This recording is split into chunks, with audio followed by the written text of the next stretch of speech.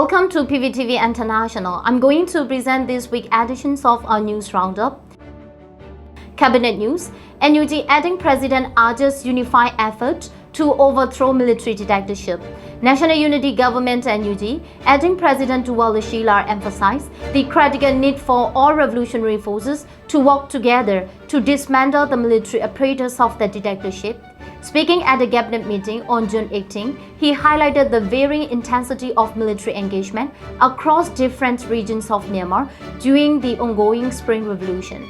I would like all members of the government to be aware of some of the military maps that are going through during the current Spring Revolution. Currently, Rakhine, Kachin, Northern and Southern Shan, Karen State and the Nindar region are witnessing a high military momentum due to the resistance war. However, in other areas of the resistance war, we can see some calm due to the priorities of the respective revolutionary groups. From a military point of view, nothing can be said with absolute certainty. But in order to root out the military apparatus of the military dictator, I would like to say that the joint actions of all revolutionary forces is very important, said the acting president.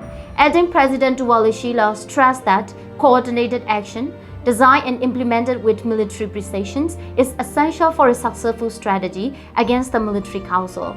This includes establishing a unified command system and strategically coordinated military missions. He highlighted the importance of efficiently distributing military resources, including weapons and ammunition, and emphasized the timing of the communication and movement. Furthermore, the acting president underscored the necessity of maintaining public support during the People's Resistance War. He cautioned that while military victories are essential, they should not come at the expense of losing the people's support. He urged the revolutionary forces to not only focus on winning territories, but also to ensure they capture the hearts and minds of the populace. NUG celebrate al-Adha, vows to abolish dictatorship. On June 17, the National Unity Government NUG issued a message in celebrations of al-Adha, reaffirming its commitment to work alongside the people to permanently abolish the dictatorship and establish a federal democratic union that ensures equal rights for all races and religions. The message acknowledges the ongoing struggle against the military, noting that the people's efforts to combat terrorism have reached an encouraging state. It emphasized the pride that all Muslims of Myanmar feel in contributing to the creation of a federal democratic union. The NUG reiterates its dedication to collaborate with the people to end the military dictatorship and build a nation where all the races and religions enjoy equal rights. NUG honors Karenni National Day, praises sacrifices in resistance effort. On June 21st, the National Unity Government NUG sent a message to the 149th Karenni National Day celebration, expressing profound respect and pride for the Karenni people's active participation and sacrifices in the resistance against tyranny. The message highlighted the nationwide struggle against the terrorist military group, noting that people are engaged in both armed resistance and non-violent civil disobedience. It emphasized the significant contributions of Karenni people who have given their life, blood and sweat in the fight. The NUG honored the sacrifices of all Karenni national leaders, soldiers and citizens who have fought for independence and self-determination, vowing to remember them as martyrs and heroes. NUG Prime Minister urges strict management of tax policy violations. On June 20, the Prime Minister of the National Unity Government NUG, Maung Kaidan, addressed the Central Committee of Interim Implementations of Public Administration, emphasizing the importance of properly managing those who violate tax collection policies. The Prime Minister highlighted the need for strengthened communication between officials at various levels and urged systematic handling of policy violation in tax collection.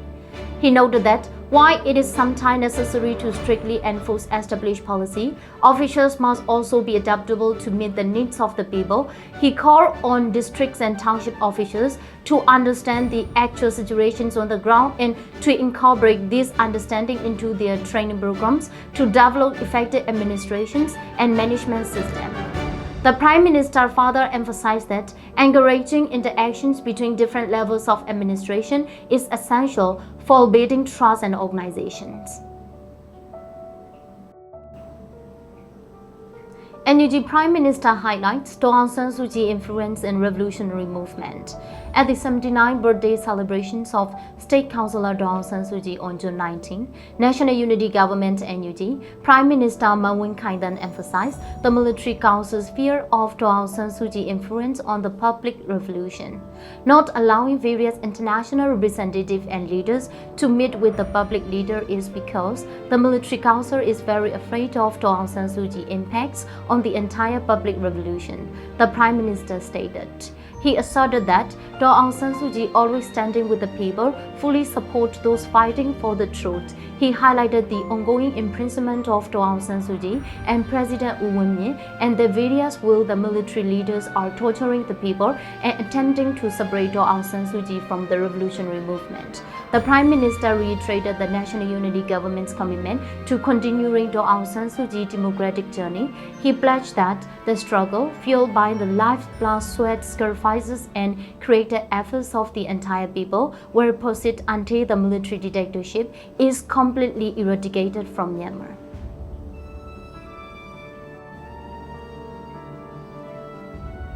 Ministry of Foreign Affairs, Timor-Leste reaffirms support for Myanmar's democracy movement. Timor-Leste President Jose Ramos Horta reaffirmed his country's support for Myanmar's democracy movement against the military dictatorship during a meeting on June 18 with a delegation led by Aung, Union Minister of Foreign Affairs of the National Unity Government NUG.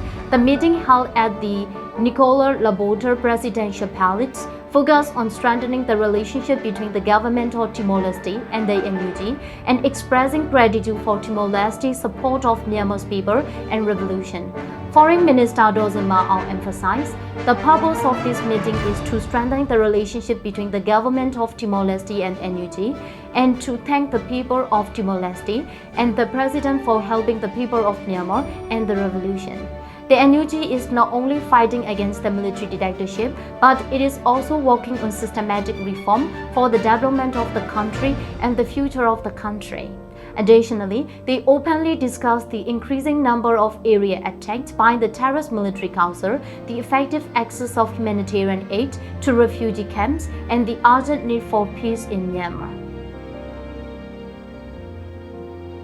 Ministry of Women, Youth and Children Affairs, over 800 children killed by Myanmar's military council during the Spring Revolution, reports National Unity Government. On June 15, the Ministry of Women, Youth and Children Affairs of the National Unity Government NUG announced that over 800 children have been killed by the military council's violent actions during the Spring Revolution. The ministry reported that a total of 802 children were killed by the terrorist military council. Among the victims, 59.2% were boys, 31.5% were girls, and the remaining 9.2% were undistinguished. The Sagai region reported the highest number of child deaths with over 250 fatalities. This was followed by Shan State and Rakhine State, which has the second and third highest numbers of child deaths, respectively. The annual death tolls are as follows: 95 children in 2021, 177 in 2022, 355 in 2023, and 175 between January and May 2024. These statistics were collected from February 2021 to May 31, 2024. Ministry of Defense, NUG Ministry of Defense condemned military council for killing prominent monk. On June 20, the Ministry of Defense of the National Unity Government NUG issued a statement strongly condemning the terrorist military council for the killing of Sayaro Batana Munenda Biwanda, the abbot of Winne Metayo Monastery in the Bagan region and a retired member of the State Sangha Nayaka Committee. Sayaro Batana Munenda Biwanda was shot and killed by military forces on June 19 while traveling on Ngazun Nyotaro. Sayaro Batana Kuniga Biwanda, a retired member of SSMNC, Kandongse Buddhism Learning Center, who was in the same car, reported that military forces attacked their vehicle, resulting in the deaths of Sayaro, Batanda, Munenda, Bingwanda. The Ministry of Defense expressed deep sorrow and strongly condemned the unscrupulous behavior of the military council. The statement highlighted the military's blatant commissions of a terrorist war crime, its refusal to admit the truth, and its spreading of lies to the country and people while passing the blame to unrelated parties. The Ministry of Defense emphasized the seriousness of these acts, calling for accountability and justice for the monks' untimely death. Ministry of Natural Resources and Environmental Conservation, NUG calls for improved waste management in Bagan World Heritage Region. Bagan, an Asian city and UNESCO World Heritage Site, faces significant waste management challenges. On June 17, the National Unity Government Ministry of Natural Resources and Environmental Conservation highlighted the urgent need for waste management infrastructures in the Bagan Asian Civilization region. The Bagan Heritage Area attracts both local and foreign tourists and includes villages and towns. Waste generated by local residents, including those in rural and urban areas, as well as by hotels, restaurants, and tourists, poses a threat to the environment of the historic region.